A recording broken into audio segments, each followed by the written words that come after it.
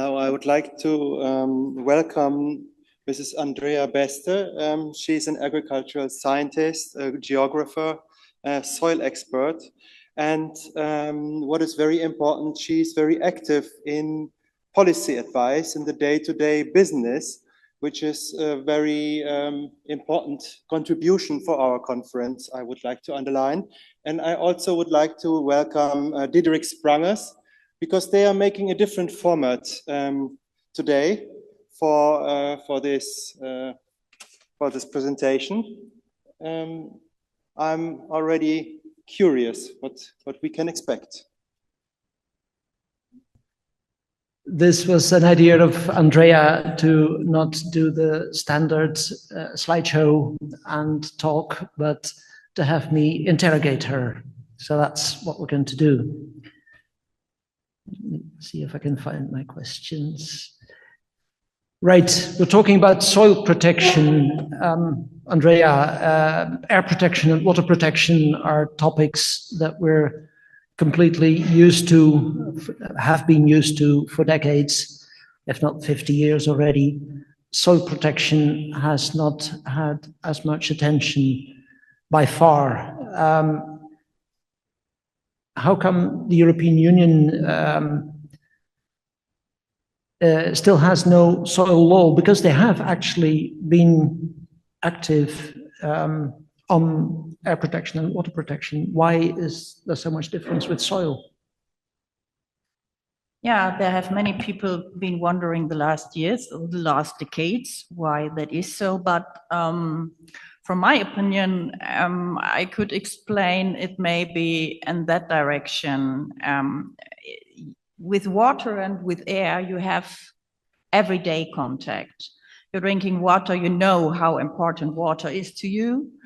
And air also, you're breathing air. If air is polluted, you know it immediately. And so environmental NGOs can make a lot more pressure on that during maybe the 80s. I'm born in 1967, so I know something starting in the 80s. Christina can tell us a bit more maybe from former times, but I think that is the reason.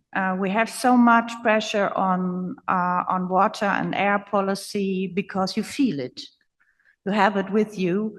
And the contact to soil, the most people of us have only one contact to soil when they are cleaning their potatoes and switch off some soil from them. And that's the only contact they have to soil. And they are not aware that everyday life is growing on soil and that their food is growing on soil. I think that's maybe one explanation for that.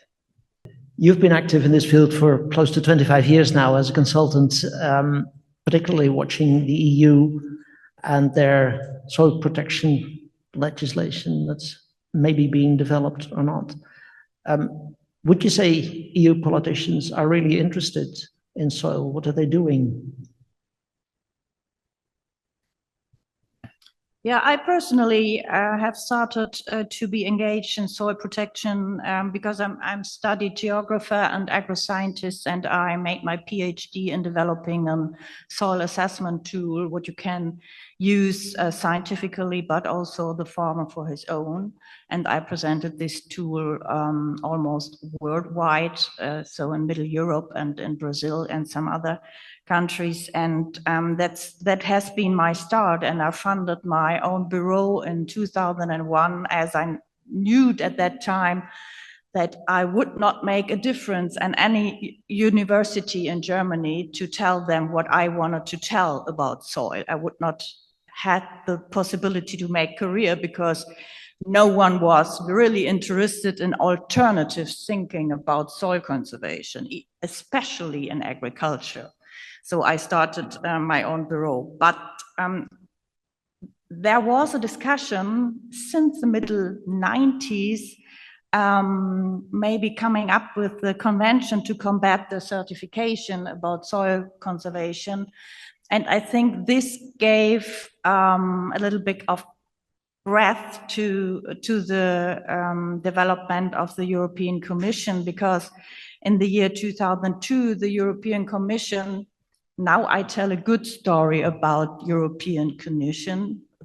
I think it's the first today, I think. So now to something completely different, not completely, but a bit different. And they started a legal proposal. So first, how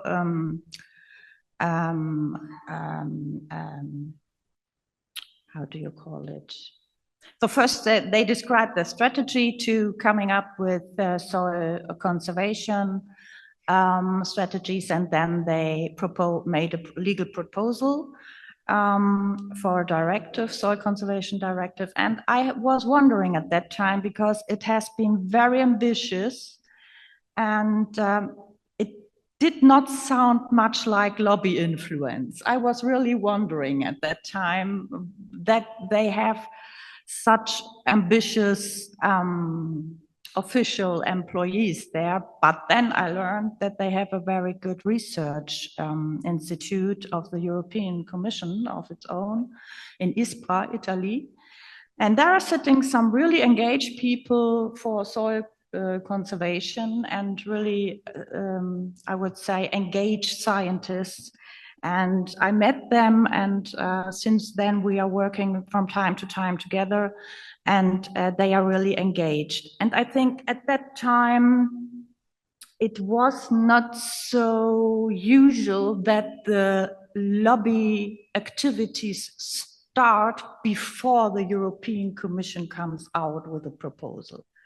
At that time, we had some very good proposals from the European Commission, and the objection starts after that, at that time. Nowadays, we have lobby activities before the proposal is made. They just step in the European Commission and tell them what they want. And at that time, the procedure was a bit different. I think maybe the lobby was not awoken or something like that. Maybe after that they saw, okay, we have to step in earlier. But this was a really ambitious try from the European Commission to come up with something. And at that time, they had even the support of the European Parliament. But then happened another story. Then we had for 7 years, more or less, one and another round in the European Council. And the member states, there was a minority objecting this proposal. And the majority was led by Germany. Surprise, because Germany has the first soil conservation law in the European Union, and until now it's more or less the only one. But Germany objects or was leading the minority against it. Does that mean that the Commission was actually going further than the German law? Sorry? Does that mean that the Commission was actually going further than the German law? Did the Germans want to? Not really. In the case of agriculture, there have been some steps further. So they have very ambitious regulation on humus build-up and something like that. So in this direction, it did go further, but not on polluted sites or something like this. It hasn't been much further. And then, so Germany argued, okay, we have the subsidiarity concept in the European Union, and as water and air switches from one country to another, but soil doesn't, we don't have to regulate that at European level. So surprise, so because soil is also responsible for climate effects, and so this argumentation is very, very window dressing. And when you look behind the forces who have driven the objection at that time, it has the agro-industry, because they feared that they get some more management rules. And at that time, they got much money. So the farmers got much money, 2002, mostly more or less without any obligations. And so they feared, oh, the European Commission will tell us how to manage our soils, and we don't like that. Just in the short, no, I make it short. And so they had driven the objection of that. And during 7 years, and then 2009, the European Commission just took it back, frustrated, because they argued really tough. They have been patient, and they have arguing very tough, but they had no chance against member states, and then they draw it back.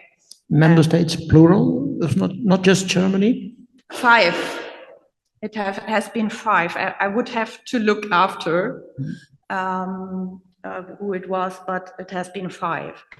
And then for a long time there was much discussing behind the curtain, and shall we go out with one new approach or something like that? But the situation did not come up with some new visions, if that could survive or not. And then it took a long time until now. Was it 2023? The Commission came up with a new strategy. The strategy, once more, was very ambitious, very nice rhetoric, as it is often with the European Commission and environmental questions. Very nice rhetoric, but also very progressive. But then we had elections, and during the election we had a switch to the very, very big switch to the right in the European Parliament, to the far right also, and in the member states also. And so the Commission, and I can understand the strategy of the Commission, I would not blame them for that. They came up with some called soil conservation law. It is not a law, it is a directive. That is a difference. If it would be a law, it would be regulated immediately also in the member states. And if it is a directive, the member states have to implement it. So it is a directive, but they called it a law, and they called it soil monitoring law. And I called it this, we are looking the soil going dead law. So because it's just collecting data, it's nothing to conserve, it's nothing to regulate, it's nothing with obligations, it's just we look how the soil is dying and we collect the data on that. But I understand that the European Commission wanted to have the first foot in the door, to have something regulatory what would not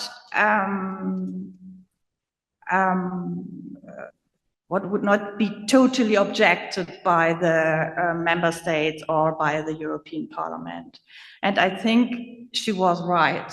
This was the only way she could have survived with this law. And this time it is, the trialogue is through. So we look forward, but if it goes like the nature restoration law, there will be a big campaign against that. And the agricultural societies do make a big campaign against it. If it goes very, very bad, we have a 50-50 chance that it goes, on the end, it is accepted in the Council and the Parliament. The negotiations are through, but it has to be accepted in the Council and the Parliament, and we have, many people say we have 50-50 chance, and that's not so much. I hope we get through. Well, that rings a bell to me. I think one of the next speakers will compare this to another field. So that's what we aim to do right now with Andrea's talk and the next two talks, compare different fields as to what's happening in politics in response to the science. It's really interesting to hear how this is going with soil science. Would you say that the state of scientific research in soil protection is being heard at European level? I would say the European level is in Europe the level which goes by far, which is by far the most progressive in Europe. I would say the member states are the lazy governments and the question of soil protection, and but that is really important that the European Commission has such a good research service in ISPRA. They are really engaged people, and they don't have a lot of money, so 500 millions are spent in the year around the collection and research on data on European level, and that sounds not so much, but they collect the data with the same assessment tools around Europe, and so we first have any data about soil, and we have in the last years we got some data about soil pollution with pesticides, soil pollution with heavy metals, soil compaction, soil erosion, and there are some member states who are doing a good job, even Germany in that case. But we have just only a few data all around Europe, and most of them is done or coordinated by the Joint Research Center in ISPRA. The project on that is named LUCAS. Okay. So the science is really being fed into EU level, EU politics rather than the national levels. Who or what would you say are the biggest obstacles to better soil protection legislation? Yeah, as I said, it's a very, very strong agro industry, and here I must say that also the farmer societies are the ones who call themselves farmer societies. It's when you take it seriously, it's just fake labeling. I would say they are working together with the chemical industry. Their board members sitting in the board of chemical industry also, and they have extra position on the European level. It's the only lobby group who has the allowance when the Council of the Member States is meeting, so the agro ministers of the Member States are meeting, they have the allowance to speak. No other lobby group has this allowance, and you don't find it in any treaty that just the farmer lobby has the permission to speak at the council meeting. But well, they made good lobby work in that. Yeah. Right. Maybe as a last question for now.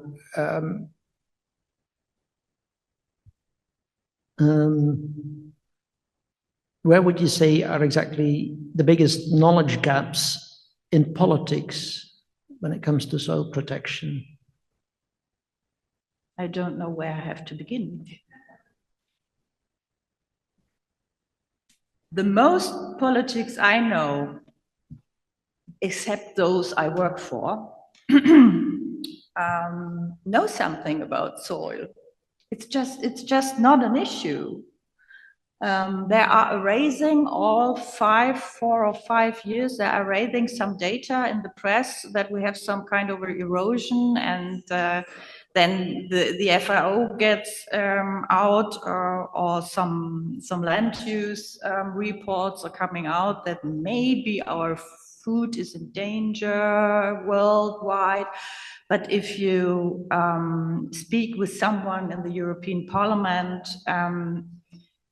there is no idea that this is really an important resource. They think of every technical resource to build a car or laptop or a mobile phone for important resource, but that soil is the most important resource for our food and for our some kind of security. Also, security is discussed a lot in the last month. And that soil protection and protection of the soil resource is very, very important for our security here in Europe. Also, almost nobody has an idea of that. I really know from the whole European Parliament, I know maybe 5 persons who have an idea why soil protection could be important. So, but that's all. So, and Commission and the research service of the Commission, yes, but in the European Parliament, that plays almost no role. Right. Well, that sounds familiar again. I find myself continuously wondering, is this totally different, or is it really very similar to the areas that we're more familiar with, like pesticides and GMOs? I hear correspondences and I hear big differences. We're going to compare. But we have a match. We have a match. Even when the awareness for soil protection is there in the European Commission, when it comes to pesticides, it's very, very dangerous to speak about that. So this is there you get very silent, very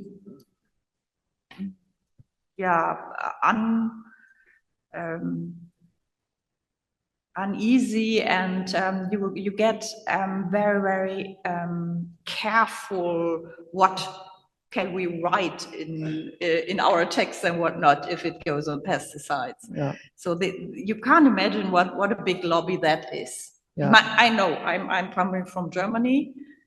We have the biggest pesticide producers in Europe, except Switzerland, but that's not Europe, and the most of them belonging to China now. But even if you have green ministers in Germany, in the regions, I have also made consultants work for one of them. They are really, really careful what they are saying when they are speaking in Rhineland-Palatinate, and that is the home of BASF. And they are really careful what they are saying, because if they bring out some kind of disadvantages to that industry, there is a big, big noise on workplaces and workers and all around that. And if you have this argument, you can kill every politician. If you have less working places in your region, that kills every politician. Right. And when I look at the kind of industry that you pointed at, you said the agro-industry, that's the same as in the GMO talk we'll hear later from Ricarda. And I think they're probably also active on climate change, but I don't think they're the most important branch of industry that we have to deal with. I hope we'll hear more about that from Jim Skee in a minute. But Andrea wanted to leave a lot of time for discussion with you and with the online participants. So I'd like to, at least if you've said everything that you wanted to say, okay, I'd like to open the discussion. I can see one question there immediately, and one here, and one there, 3, 4. Andrea, in anticipation that the Soil Framework Directive would be adopted, in Denmark, the University of Aarhus prepared a Danish version of the directive. It was, in my view, an excellent report. Ultimately, the directive was not adopted. And the Danish version of the directive's content was then ignored by the Danish government, which works extremely closely with agro industry. It's the same in Germany. So our new coalition, maybe you have heard something about that. We have a new coalition, and some of the first things they said is, okay, we will object the European soil monitoring directive. We just know we will not accept that. But maybe they get no minority position, so they get no majority in the council. We hope that maybe something has changed, but I don't know. Right, thanks. Next question, Ulrich. Yes, thank you very much, and thank you for the, I think, pessimistic outlook. Given that we depend on our soil for our daily lives, I just wondered, you talked about a directive and it's been ignored. We've just had that confirmation from Denmark. What if it wasn't ignored? What would they actually do to conserve soil? Because as far as I can see, the whole of the agro fertilizer and pesticide, not only pesticide, fertilizer as well, industry has to turn on its head. It's a dramatic change if we actually want to have soil grow. And if soil would grow, it's the only thing we've got that can grow forever. Nothing else can grow forever. So, but it's the technical one, the worms, the microflora, that are all inhibited by agriculture.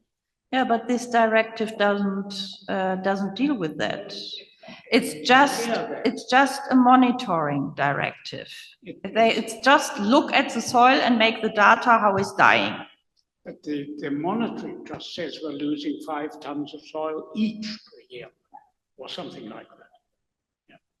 Yeah, we spoke today. We spoke a lot on that politicians refer to as called sound science, and many years even the agro industry cited so-called sound science. It was the old science which said several times that we can't survive without pesticides.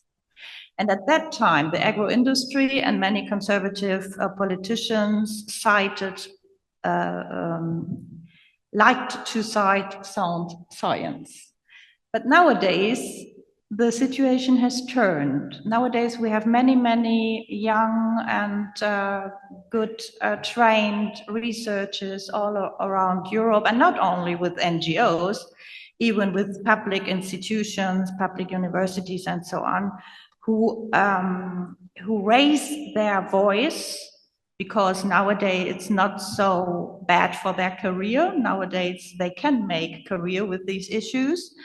Who raise their noise for agroecologic management possibilities and so on. And they criticize a lot how agriculture is doing now, actually.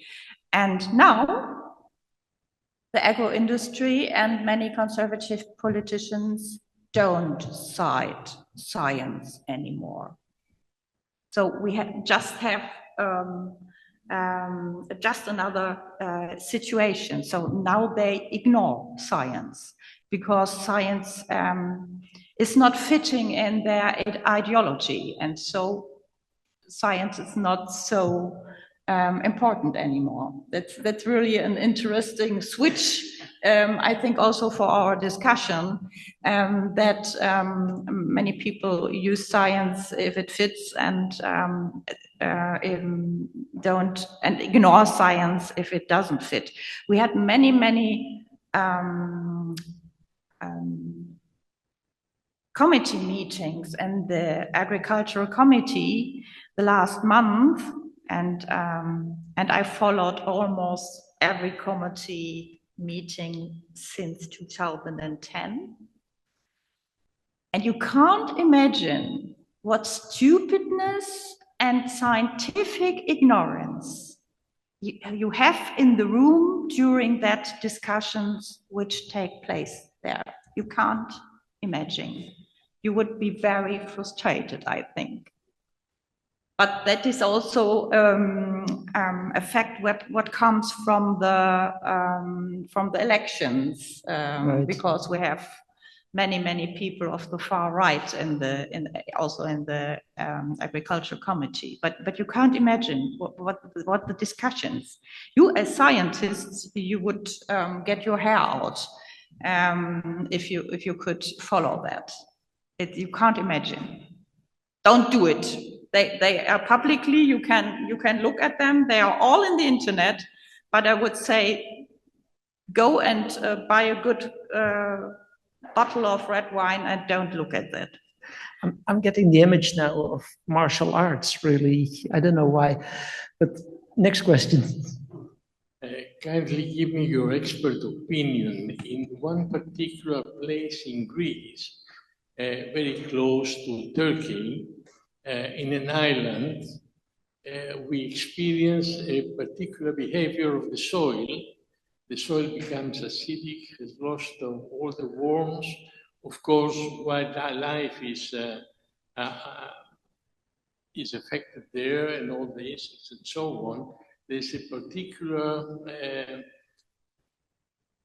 particular conditions because it is very close to Turkey, and as you know, we have conflict with Turkey, and we have constant raiders from the Greek side and the Turkish side. So there, everybody's experienced what we call the Havana effect, Havana syndrome. Do you think this sort of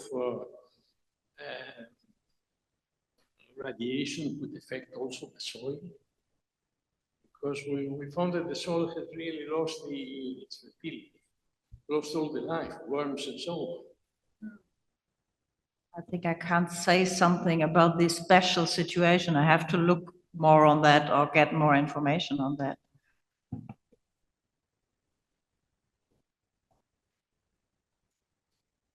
Hello, thank you for this discussion, both of you. I'm wondering about the researchers who are speaking up. I mean, it seems like a beacon of hope.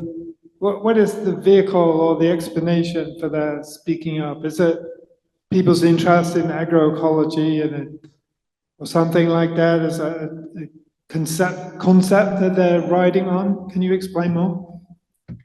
The reason why we have more and more researchers speaking for ecology and so on, was that the question? Yes, I think we have good trained young people from schools, and in the last 20 years, you got more and more knowledge about what we need for an ecological balance for our planet. You have this discussion everywhere, and you have it also on schools, you have it on universities, and most universities are going forward and have more modern discussions on that. And we have also young professors who are supporting their students to go in this direction. And if the professors are supporting you, you can go in this direction, you can go make career in that. I could not, because everything what I was saying, my professor said we will censor that. They did in my PhD also. I could not have made career on any university in Germany in 1995 until 2000 and later. But nowadays there's a new generation, and you have more acceptance around the whole society about these issues, and also the journalists and the press are reflecting in another way about that. And though you have not to fear so much for your career, we have some scientists working in the Netherlands and in Germany, and a group of them, they have published in the last, I would say, 7 years, many papers who have been directly speaking to the European Commission on how the common agro policy is going in the wrong direction and how one could make it better. And that is a very, very new movement from scientists. In my youngster years, scientists have been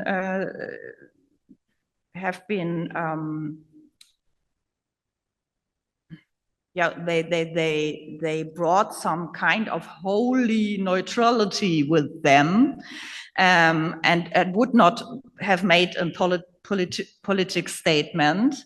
But nowadays it comes more and more that they go into the debate and can make their standpoints and have not deconstructed their career with that. Not everyone, not on every university, but it comes more and more. And though I would say the conservative, neoliberal, ideologist politicians come, and the agro industry comes more and more under pressure. And this is why they react just to ignore it. It's a simple thing to ignore it just. So then they don't have to argue.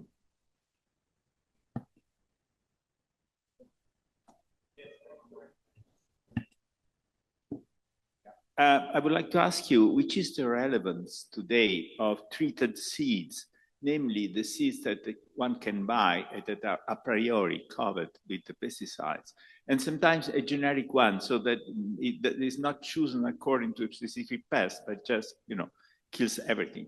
Which is the relevance of these? And the other point is that an issue I'm raising to all my colleagues working in this area.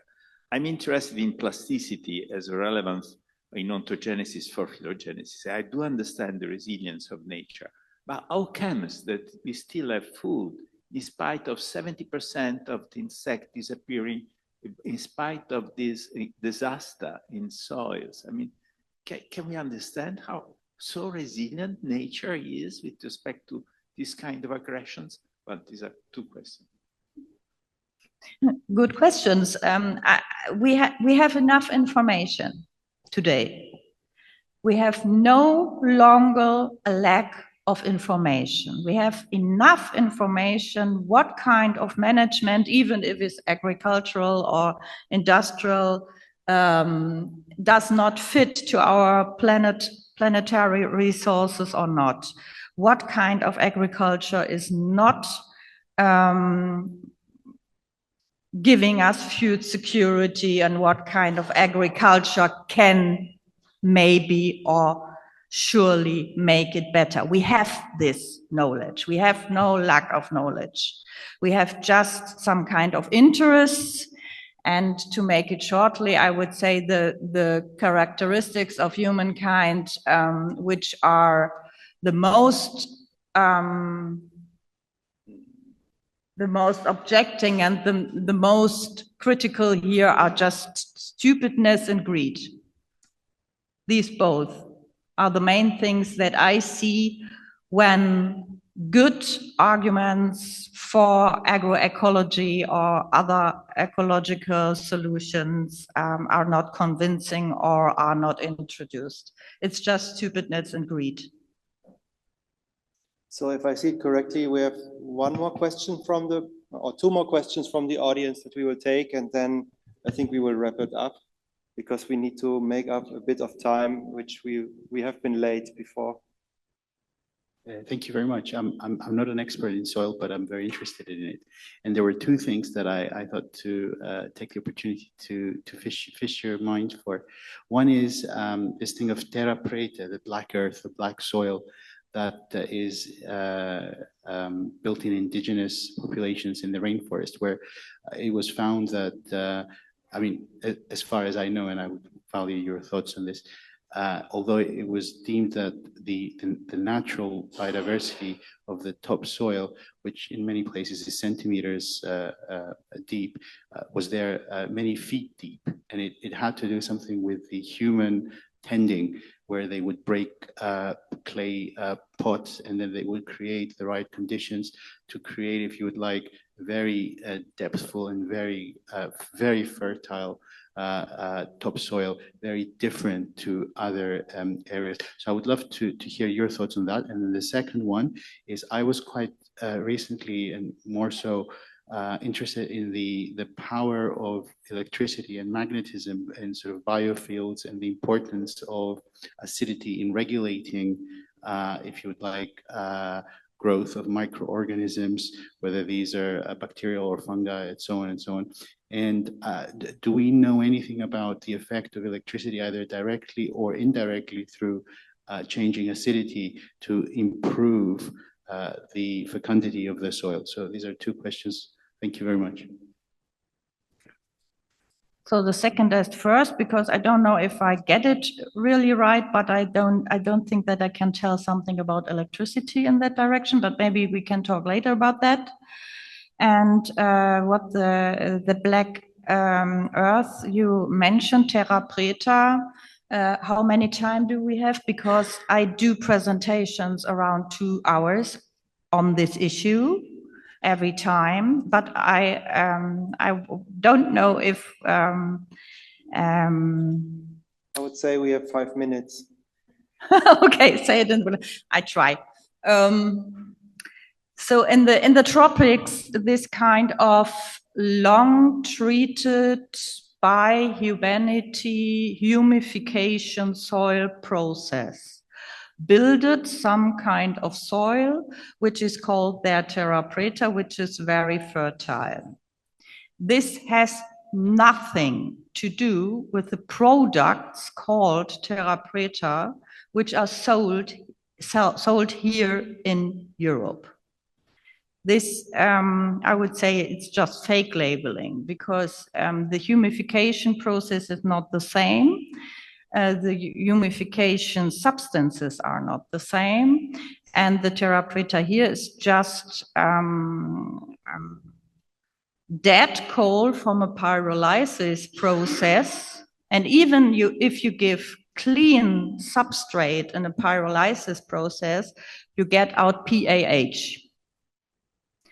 And if you have a substrate after that with PAH, you can't call that soil improver, I would say. And so that is one of the main reasons why I have published a lot of criticism on that. And the second is that we have in the middle latitudes, we have soils who have a lot of possibilities to nutrient exchange on their own. We don't have it in the soils of the tropics, and so we have a lot bigger effect there from this kind of soil. If you apply this kind of pyrolysis products here in the middle latitudes on our soils, you won't have an effect. Every effect what has been measured on that has been measured in laboratory surveys, and every field survey on that did not bring any effect. So even it's just expensive for farmers, but it doesn't bring anything. But the most important thing is that this unnatural pyrolysis process produces PAH and some other toxic substances, and you can't call that any positive substrate for soil. PAH, Pack in German.